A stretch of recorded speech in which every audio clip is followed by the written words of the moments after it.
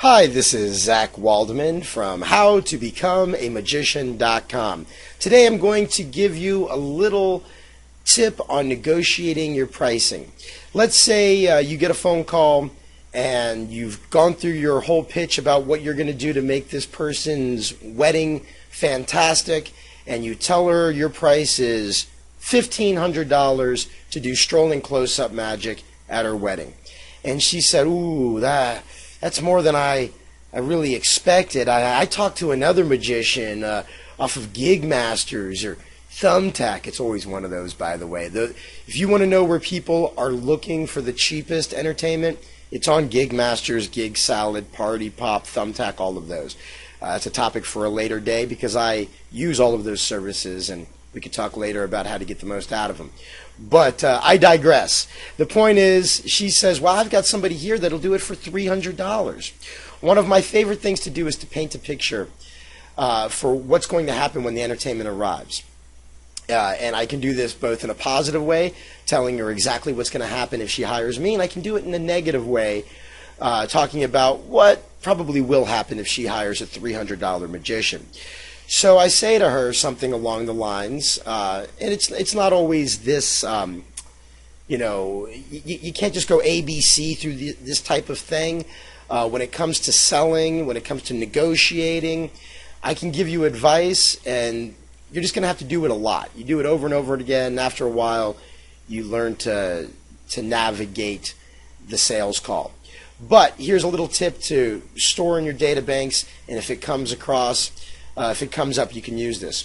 The reason I bring that up is because oftentimes the person that I'm talking to will actually bring this up to me. What am I talking about? Let me explain.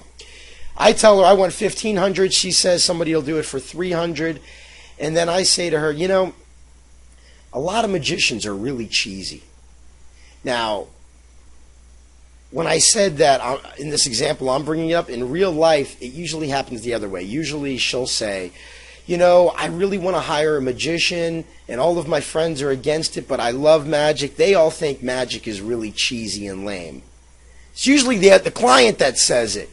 The same one that's like, I don't want to pay a lot for this because I got this guy that'll do it for $300. So whether she brings it up first or whether I bring it up, painting the picture goes the same way. It's like this. You know, a lot of people think magicians are cheesy. They wear cheesy outfits. They tell cheesy jokes. They're just not that cool.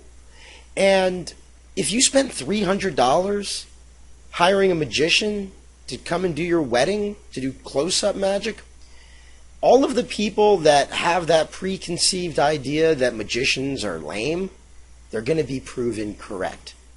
You're going to spend $300. They're going to say, don't do it, don't do it. Magicians are lame. Any guy that shows up for $300 is going to be lame. And then your friends are going to say, see, I told you so. It was a waste of $300. Magicians are lame.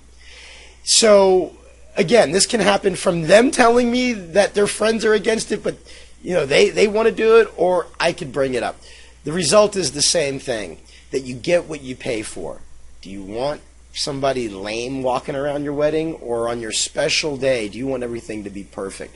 Do you want somebody that's going to show up dressed immaculately, that is articulate and funny and witty and charming, looks good, sounds good, and then does great magic, does close-up magic that is elegant, sophisticated, that leaves people with a memory that'll last a lifetime? When they think of your wedding, they're going to think about how great the centerpieces were and the food was and how beautiful the bride looked.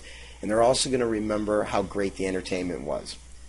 That's if you hire somebody, you hire a professional.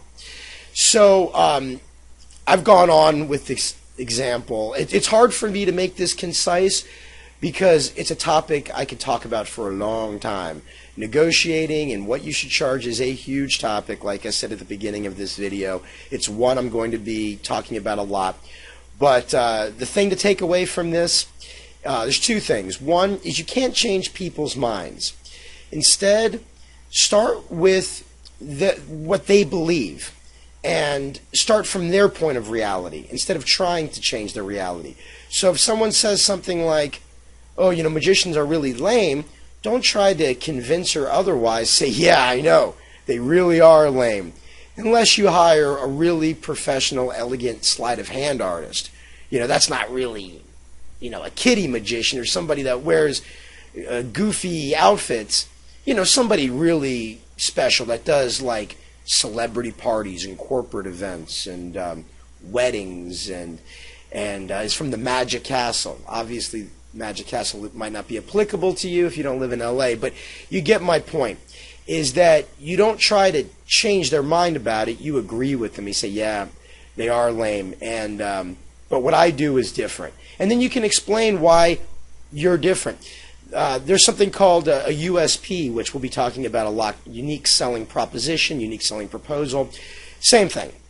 The idea is that you tell the client what makes you different in a beneficial way. So when you say, this is what makes me different, and that's why I want $1,500, and the guy that said you would do it for $300, I'm sorry, I can't do it for $300, but I almost would recommend that you get a different form of entertainment, maybe a photo booth or a psychic or a caricature artist, somebody that will do a good job in that price range, because I don't know any good magicians that are going to go out and do a wedding for $300. And all that's going to happen is all your friends are going to be proven right. So, again, look at me. I have such a hard time being concise. So let me try to wrap it up again. The two things to take away is to meet your potential clients at the point of their reality. And number two, just a little tool to put in your back pocket. When someone says they got somebody that'll do it cheap, a good way of painting the picture of the experience is to say, yeah, there are guys that'll do it for free. They're retired, they're hobbyists, whatever. They'll do it for $50. So, if you want a stereotypical magician that's cheesy, that'll embarrass you, go with the $300 guy. If you want an elegant sleight of hand artist, go with me. And again, you can either bring it up and say, a lot of magicians wear cheesy outfits and they just do card tricks. They don't do anything but card tricks.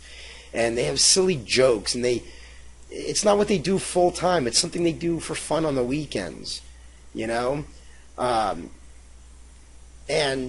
your friends, they probably think magicians are lame. That's probably what they've run across in their life. Most people have never seen a professional close-up magician, somebody really good. It's just not something most people come across. Most people's experience with magic is kiddie shows or somebody lame. So again, you can either let her bring it up and say, my friends think magicians are cheesy, but I like it. You could say, yeah, if you spend $300, your friends are going to be proven correct.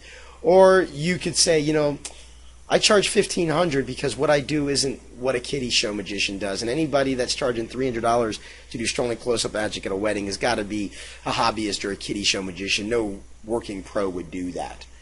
All right, I think I've belabored the point pretty much twice as long as I wanted to. So if you're still watching, thanks. I hope you got something out of this. As always, leave comments, email me with questions. Make sure you visit howtobecomeamagician.com. There's going to be articles and things on there as I build up the website that you're not going to see if you just watch my videos on YouTube. So please go there, and if there's a topic you want me to cover, let me know, and I'll make a video or write an article about it. All right, that's me, Zach Waldman, saying goodbye. Again, go to howtobecomeamagician.com. I'm here to help you make that transition from hobbyist to being a real working pro magician, or at least a guy that does professional shows, even if it is a hobby. All right, I'm just going to turn you into a real magician. That's the deal. Have a great day. Talk to you soon.